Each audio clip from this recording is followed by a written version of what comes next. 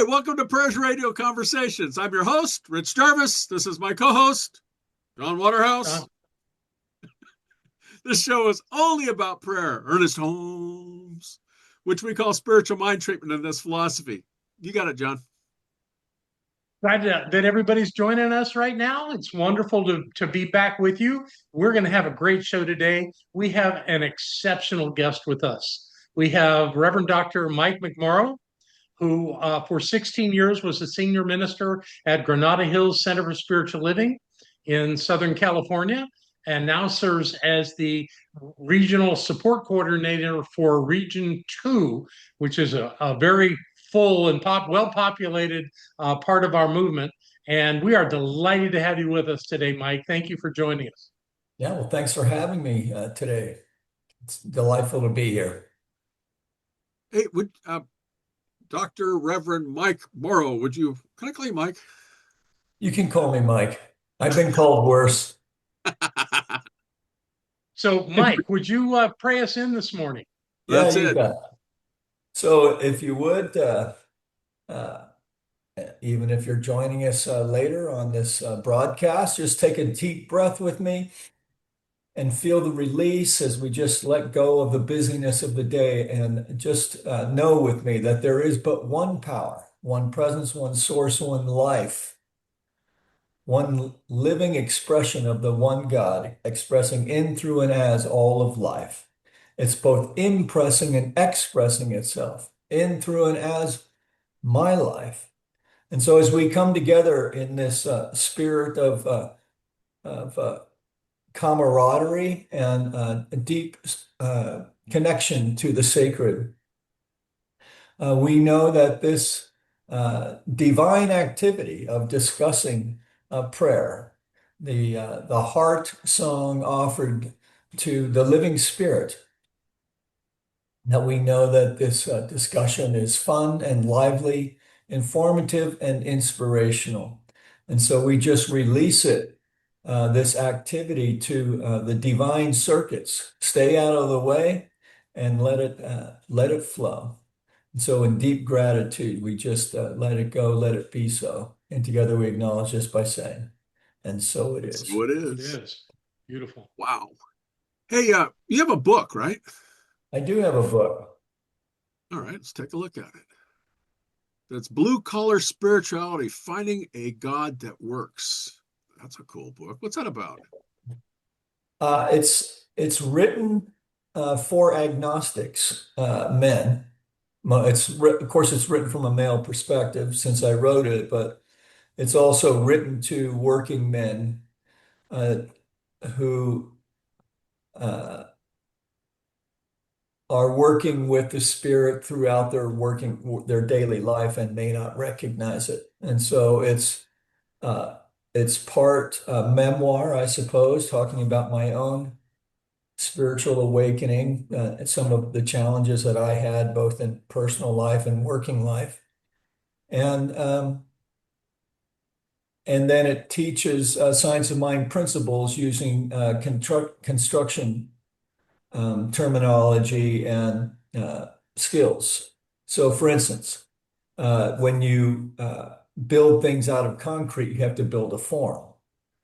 And so our thought is the form, and the divine substance is the concrete. It's pliable, it can be made into really any shape. They make sculptures out of cement now, and even boat hulls. So, so it was just a way of presenting the science of mind to working people in a way that's practical. And it's a short book, but I don't even really talk about God until there's only 5 chapters, but there's like 4 or 5. I wait till the fourth or fifth chapter before I even start talking about the God. And so that's why hopefully people will find it that they find a God that works for them in the same spirit that in 12 step, they encourage people to work with a higher power. And by generalizing it, and really universalizing it, which is what we do in the science of mind also. Uh, People can then develop a more personal and practical relationship with the divine. That sort of goes into our first question. How does prayer show up in your life? Yeah, so I don't know. I'll be curious to see how you guys think about this one. But in my life today, I don't know that I do an actual formal treatment per se. Uh, Although uh, I do find myself pondering spiritual matters throughout the day. And so it's more of a conscious awareness. Sometimes I have to remind myself, hey, let's bring it back, you know.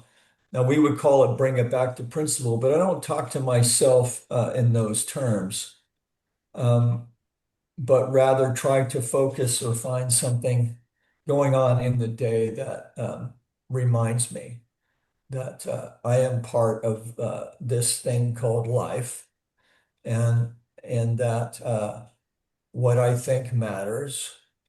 And if I want to have a different experience, you know, it's up to me if that's to materialize and to demonstrate. That sounds cool. Now, I grew up well, I don't know if that's a question down the line. I mean, Well, I we'll No, haven't, get to I that's didn't a that. start perfect place to out. go. That was going to be Go my there. question, Okay, so was to how'd you in find my, science of mind? There yeah, you so go. in my religion of origin, you memorize prayers. And yeah, I love people who can recite things like off the top of their head. And it's something that uh, students did a lot more in school than even when I was in school, which was a while ago now. But uh, Holmes had this gift, and I'm trying to think of, oh gosh, his mind escapes me now. It'll come to me later, but this ability to recite bits of prose, like an actor does, I suppose. And so prayers were like that, and then you got graded on how well you did, which was always miserable in my case. But growing up Catholic, of course, there was a memorare, which was a prayer to Mary. There was a confiteor, which was, the in the Catholic tradition, there's a part in the beginning of the Mass where you confess your sins. And of course, when I started, these things were in Latin. And when I became an altar boy, you had to learn these things in Latin, which my dad, being an Irish immigrant, he was good at that. And so then I got the knuckle treatment for not knowing the Latin. And then thank God it all changed to English, right in the middle of the whole thing. But we said the rosary as a family, and I would say that, and this isn't a knock on these traditional religions, but even as a young kid, I kind of had this sense that if I just came up with the right combination of words, then I could manipulate. Yeah, I wouldn't have called it manipulation then, but that's basically what I'm trying to do, like appeasing a parent to try and get something that you want. And uh, Oh, and as I petitioning prayer. became a young adult, I just pitched the idea altogether. Yeah. Although I still prayed, like, oh God, get me out of this. Kind We of all do that at foxhole one time or prayers. another. Yeah, right. We go So we don't go to the we don't go to the 5-step prayer or anything like that. We go to the, oh God, I hope this works. yeah, yeah, And some say every word that comes out of our mouth and every thought that crosses our mind is a prayer. Yeah. It's yeah. all Well, impressing upon the law of spirit. So you can do it the way we do it and get the value of that, or you can do what you do, right. and it still is a valid thing to be saying if that's what you want to create in your life. Well, and I think it's also, even in spiritual mind treatment, which, I embraced and was kind of relieved that there was like a scientific form of prayer. I really attached to that idea. Uh, but even that, even the form is, can be loose. With new students, I try to encourage them. Just do it, man. The Spirit knows your intention. It knows your heart. You don't have to be Wordsworth or Ernest Holmes. You just have to be you, and um, and that's good enough. It's Because we can get superstitious in spiritual mind treatment also, mm, right? So it's not uncommon for new students, for instance, they'll slip into something, and they'll say something negative, and they go, oh God, you know, cancel. And so it's kind of fun to play with that when you catch yourself. Um, and technically, I suppose that would be part of the teaching, but Holmes stresses that it's the tendency of our thought that demonstrates. Exactly. And the Yeah, emotion that goes with it. yeah, exactly. and the belief, I think, is the biggest thing. Is how much can you believe and how much can you conceive to believe? Because if you Boy, can't if we're conceive it, praying you ain't things that we don't believing it. believe, we're going to get in trouble. Exactly. Well, you're not going to get anything. Not going to get anything. Exactly. Well, yeah, and at the same time, I think it's important to do treatment when you really don't know what the outcome is going to be, right? Because then you're really working the edge. Hmm. So we don't really say "Thy will be done," but Holmes does in the textbook, right? So, but if I'm dealing with a particular challenge, so I proved this teaching myself in my construction business. And and so I was very aware that if I was dealing with a challenge, that it was my thinking that got me into this challenge, right? So sometimes my best thinking doesn't really turn out the way that I think it would or should. And so I leave the door open for spirit to do its thing. Of course, we would call that outlining if we're teaching a class about this, but we can all fall into that if we're not mindful. Sure. It's a That's conscious act. And when it becomes unconscious or subconscious alone, it pulls in all that stuff that really we don't want there. We want to know the truth. We want to work from the truth. So I totally get what you're saying. Yeah, well, and circling back to your initial question about how it works today. So really, uh, I try to focus my attention on my connection with the spirit and my oneness with the spirit. And then the odd thing that happens is many times when I have some need, it demonstrates itself, and I haven't really done a formal treatment, but I have tried to, live in gratitude. I've tried to, release, not getting too attached to any particular line of thinking, but really to work on like I did mention, that I am one with the flow of life. And Alan Watts was the guy that I was trying to think of earlier. And so I listened to a lot of him because he's very clever and in the way that he puts things together. Right. And he was a mystic. Yeah. mhm. So you can pick A that up real drunken quick mystic, listening but to a him. mystic. Maybe that's why I like him. That's great. Yeah, A rebel mystic. The rebel for mystic. sure, right? Well, and Yeah, Holmes was too. He just had, absolutely.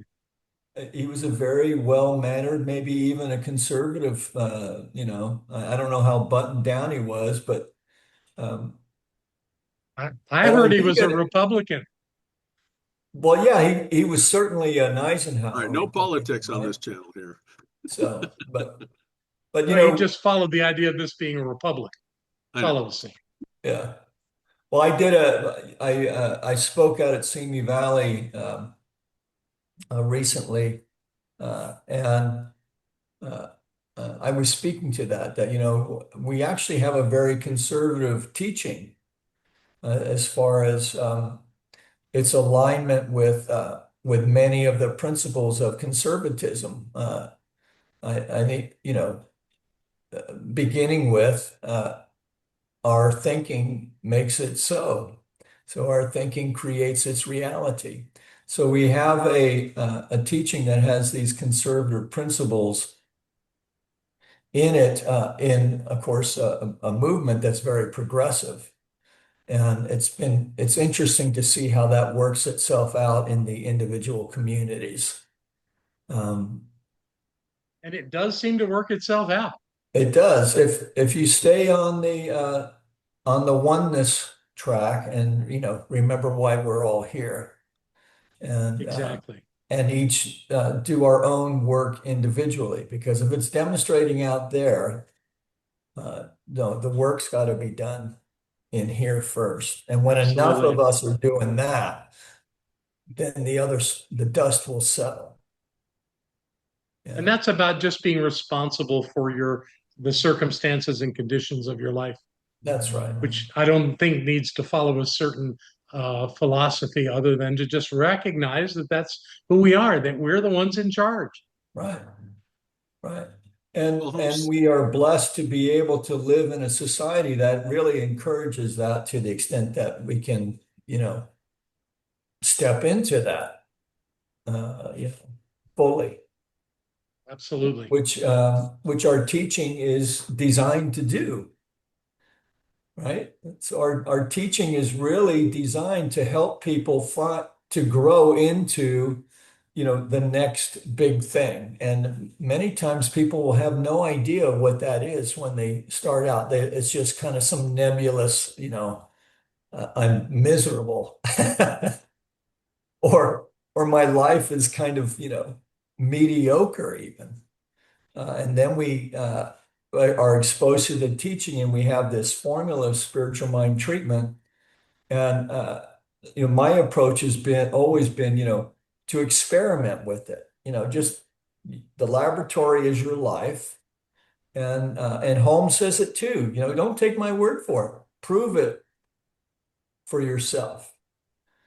Which is what makes it scientific, right? So if John can do it, then I can do it, and if we can do it, then Rich can do it, and so forth.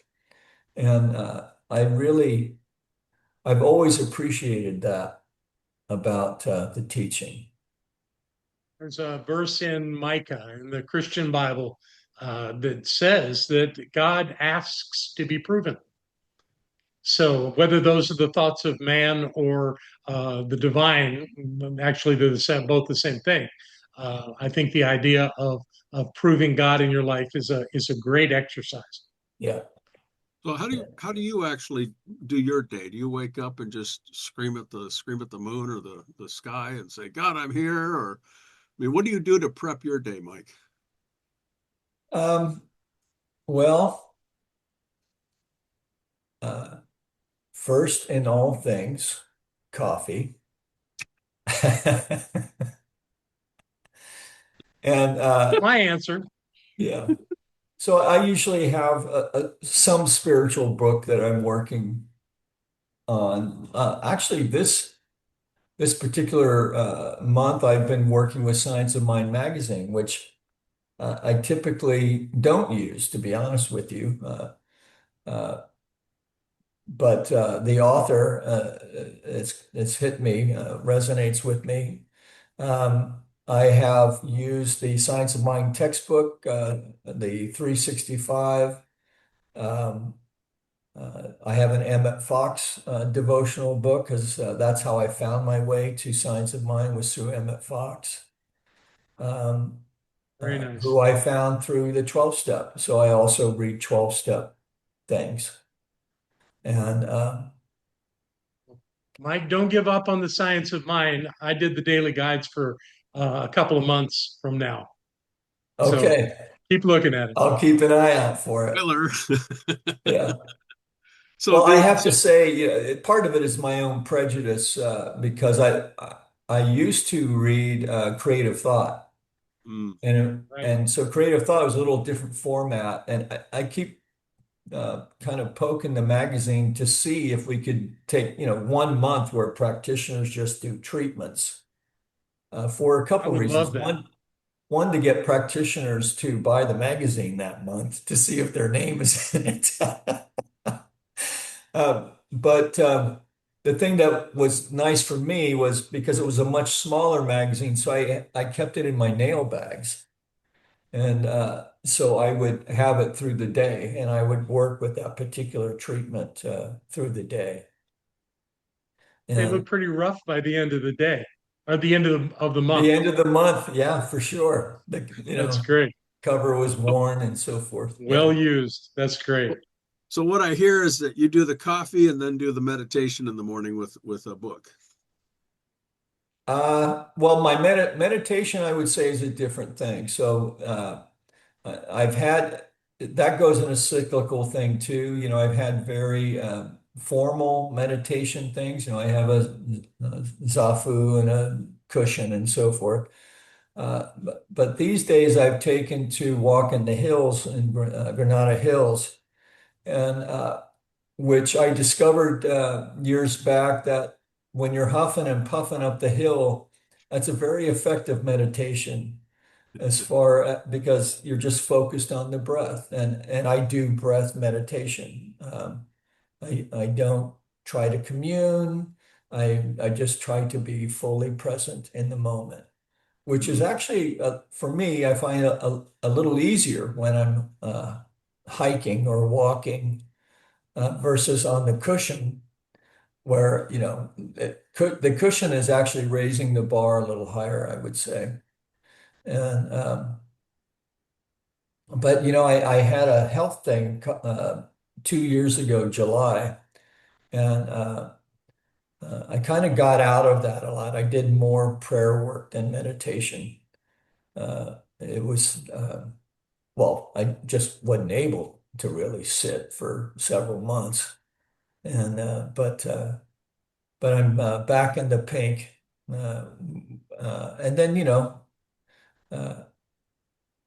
Uh, life throws you a curveball. So we were re-roofing the house and then we got a freak 1 hour rainstorm. So if you hear a resonance in the room, it's because this room just got re-drywalled and the insulation pulled out and redone from the storm damage. So I'll cop to allowing myself to get pulled off of my practice from time to time. what I But think what anyone guides you that back tells you to it? they don't get pulled off is not being honest with themselves and others, right. because we're always faced with that. That's There that are many tricky stuff. mornings when I'm doing my spiritual work that I have a resistance at the beginning. I always feel great afterwards, Sure. but getting it started, sometimes I would just want to be lazy. The trick is, don't listen to that. Keep going. Right. That's right. You got Like to push through exercise. it. Yeah, Yeah, it's just like exercise, really. I was It's just just going to a say that. Yeah. different kind of exercise, Yeah. exercising your mind rather than your body. yeah, that's a great example because then you go to the gym and you start out and you're like, oh God. But you have to push through that oh God part and until you get warmed up and then, yeah. And when And you're it also walking out of gets the gym, you easier feel as you great. do it, right? As you Right. develop the habit. And certainly Exactly. meditation works that way. Yeah. So I want to go off course for just a minute Mm, and just say to you and acknowledge you, Mike, that when our two organizations came together back a little over a decade ago, um, that you were one of the people that I really felt grateful for in an exceptional way. You're always generous and kind to me. And that wasn't always the case. There were moments of suspicion between our two organizations, and you never showed even a small iota of that in your relationship with me. And I always treasured that. And thank you for your clarity and your generosity. as we went through that. Yeah, well, thank you, John. And you know, you and John also made it out to Granada Hills. So Granada Hills was a small little community, and he was the big chief then. He was the president of the new organization and or field leader, I guess we whatever we called I it was then. president. I was elected twice as president. So President, yes, we changed it to field leader after that. yeah, that So, was but at later. any rate, so he made it out to Granada Hills, which we were very grateful for. I And And I did had a too. great time. You had a and you know great that community was today. They were definitely a reflection of your consciousness. Yeah. well the everyone who was in those initial leadership groups, the leadership councils, the presidents, you know, everybody had arrows in their ass by the time that was done. And but that's what it took, right? It was expensive, you know. I mean, the cost of integration was, uh, but we're still here. We're now we really are lean, and I think have some good leadership in place, and we'll see where it goes. You know, it's definitely positioned virtually Yes. to see how we can maximize things going forward. We'll Well, find our Fred, way, I'm sure. I do have But one more question back on task. sure. So for a long time, you taught treatment. You taught other people how to do that, the prayer formula that we use in our movement. Did you ever have anyone tell you they did the work and they didn't get the result they were looking for? And if you did, what did you tell them? Yeah, well, you know, well, the textbook answer is that there's always an answer to treatment, right? Right. So what my approach has always been that the demonstration points the way to the next demonstration. So if so, let's just take a relationship. Somebody, you know, comes in, they want a relationship, and you know, they date somebody, and you know, one more time, it's a frog instead of a prince, right? Right. Well, you know, you're getting closer. You know, you had these attributes that you wanted, and you got, you know, 7 out of 10. So, to me, uh, the whatever is demonstrating is pointing to the next great thing. So I mhm. can tell you for myself, I had an experience myself as a new student. I had the construction company. And all I was doing, I was I was treating to have larger jobs because in a let's say you do a bathroom remodel, you have to bring in every single trade for a bathroom remodel that you'd have to do for an entire house. Right. So I want to build the whole house. You know, I don't want to, you know, go crazy in this tiny little space, you know. So, but all I was demonstrating were these little dingbat jobs, you know, and I hate doing home repair, right? I just, you know, I'm a carpenter, you know, I want to build stuff. So, but all I'm doing is, you know, and I was looking for a little romance. And what was happening was all I was getting was, you know, I went to my practitioner, Nancy Woods. I said, you know, man, this stuff doesn't work, man. I'm working my ass off doing these treatments and blah, blah, blah. And she said, I said, you know, so there's something wrong with my consciousness. And she said, Mike, there's nothing wrong with your consciousness. Look at all this crap you're demonstrating. So she goes, the power is there. It just needs to be redirected. And so it's sharing stories like that. The main thing for new students is just getting people to do it and to play with it. The other place Great. that's good to do that is in prosperity classes. You know, one of the great things about, and you know, maybe Rich will chime in on this one, but you know, in business, you have a bottom line. Mhm. So it's very easy to see, you know, through your treatment work, oh, I'm more profitable or my sales are up or, you know, I'm closing more sales, whatever it is uh, whatever tool we're using to analyze it. It's a little more difficult than relationship stuff or, you know, let's say working on, well, I suppose you could use it with weight too, because there's a number attached to it. But a lot of the things that we treat for, which add quality to our life are tough to quantify. But business is not one of those. And so that's why my favorite book was Creative Mind and Success. Good one. That was another one of those books that I had in my toolbox that when I was a new student, read all the time, had it close by. Well, I was going to say, even with relationships and business, you're always looking for ROI, which is return on investment. If I'm putting something out, what am I going to get back? Yeah. I mean, in our philosophy, we want to get that feeling that we have. Yeah, I got that new car, and if I got that new Porsche or Ferrari and stuff, I'm going to feel like this. Well, are you? Well, do you know what that feels like? Go drive down and maybe test drive a car. Right. I mean, Well, the that's other thing Developing a though mental is, equivalent. yeah. Well, that is the mental equivalent. Is doing that. And the affect that goes with it is definitely part of the mental equivalent. Oh yeah. Oh yeah. You That's have to well, great. have and some type of mental equivalent or be open to actually something greater inside of your own mind for that feeling, which, oh, okay, candy. Oh, and now I have candy with a Coke or some drink or something. I don't know. Get more out of it. And you were talking about business, and the business is that even in your own business, you're not praying for the clients and you're not praying for that. You're praying for the feeling of what you get from those clients at the end of the day and the satisfaction you did of doing a good job or even, working with your hands, depending on what you do, that satisfaction you get, I would think. What do you think? well, I would agree with all of that. The other question that was helpful for me was, who am I willing to be in order for this demonstration to write? Because there was something that had to shift within me to make it welcome. So, for instance, Yeah.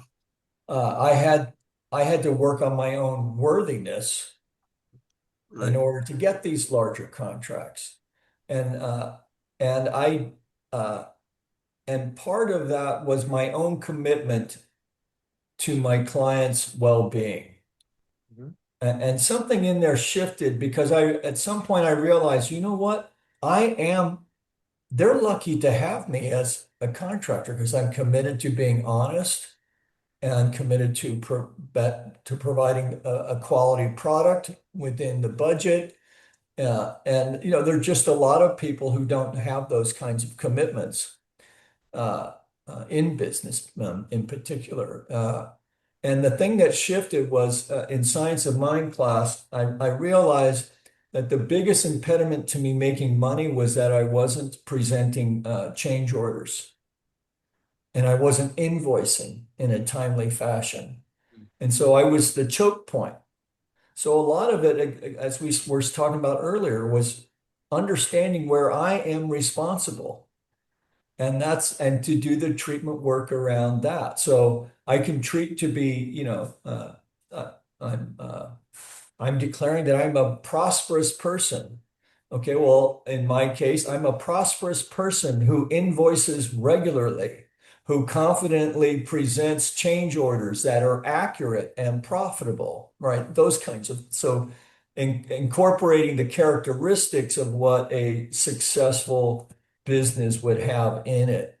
And to heal those parts within me, because really what it was is my own insecurity one more time, or maybe a lack of experience or lack of education, whatever.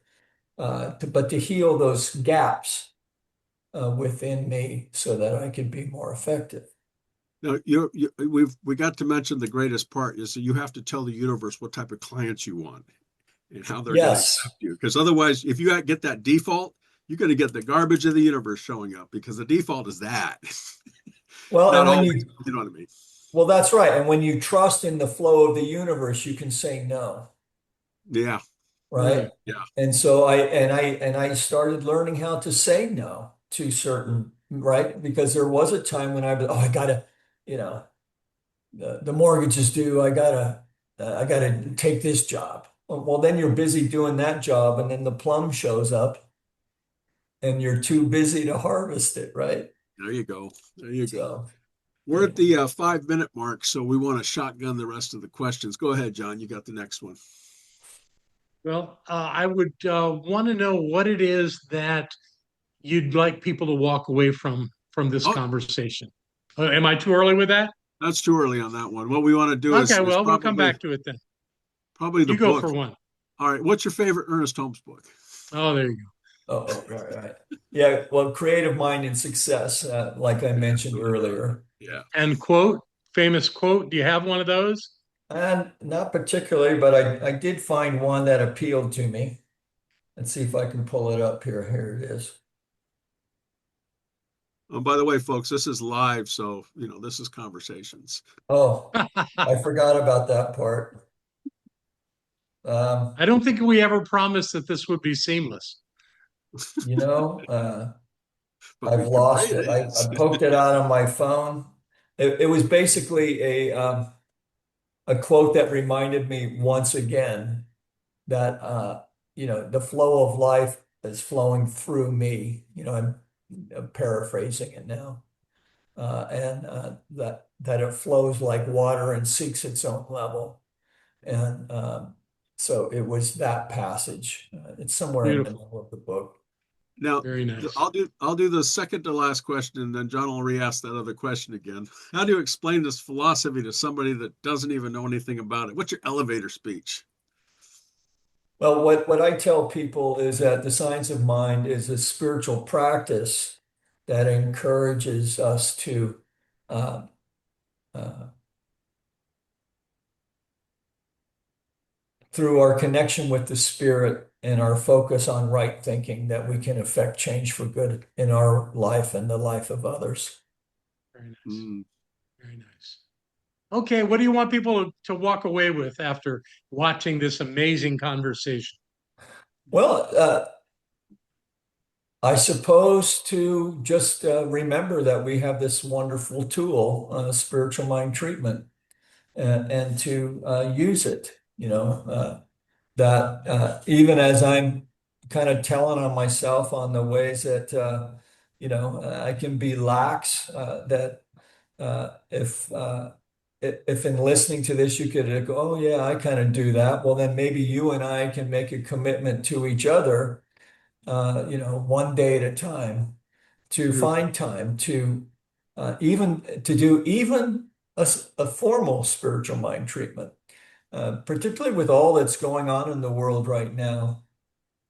It's important to add our consciousness to the collective consciousness, to know that uh, that we are powerful because we are thinking into this field of mind that's always responding to us in the affirmative, and to remember that in a more conscious way. Dennis Jones talked about the ABCs of consciousness, which was awareness builds consciousness, Right. and to walk away, or to walk around in the world, in a more conscious way, awake, alert, awake, and aware, that there's another way of being in the world, without Very getting nice. ensnared by it.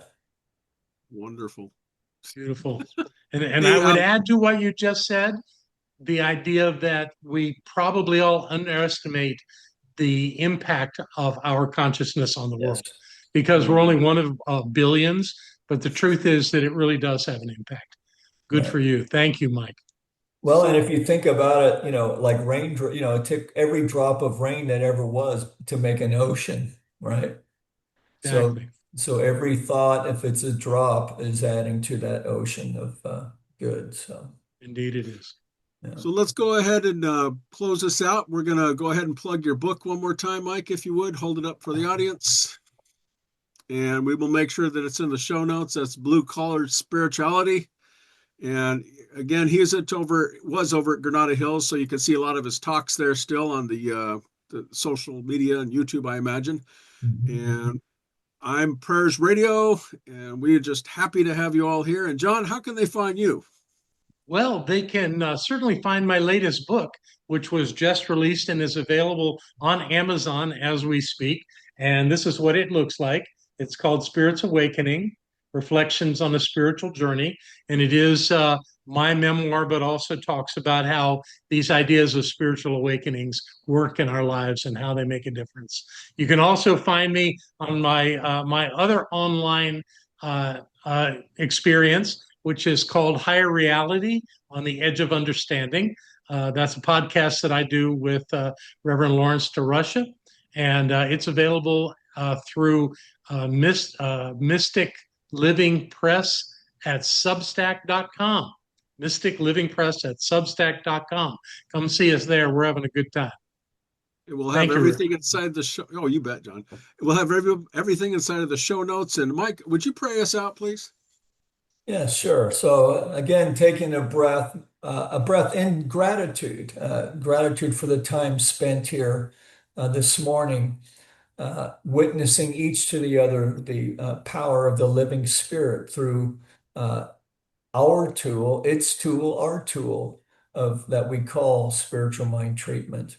That we know that we have been enriched by this experience, that our hearts have been opened, our mind has been expanded, that our consciousness is opening even now to, in ways of love, to encompass all in the world, that we are knowing in this moment that discord of any kind is finding its way to healing, that we move forward from this day with a commitment to our own healed life, expressing itself in myriad of ways, in the ways of the heart, the pocketbook, career, and health, that we are strong, vibrant, and prosperous.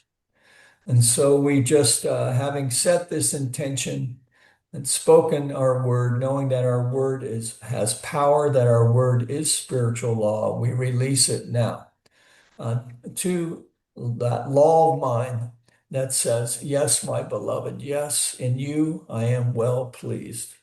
It is done. It is so. We let it go.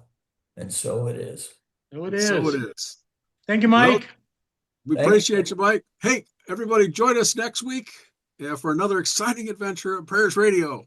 Like, subscribe, or support us. Click on the button there and go ahead and check us out. And just remember, if you don't say a prayer, you ain't got a prayer. Bye. like that. That's clever. Your prayer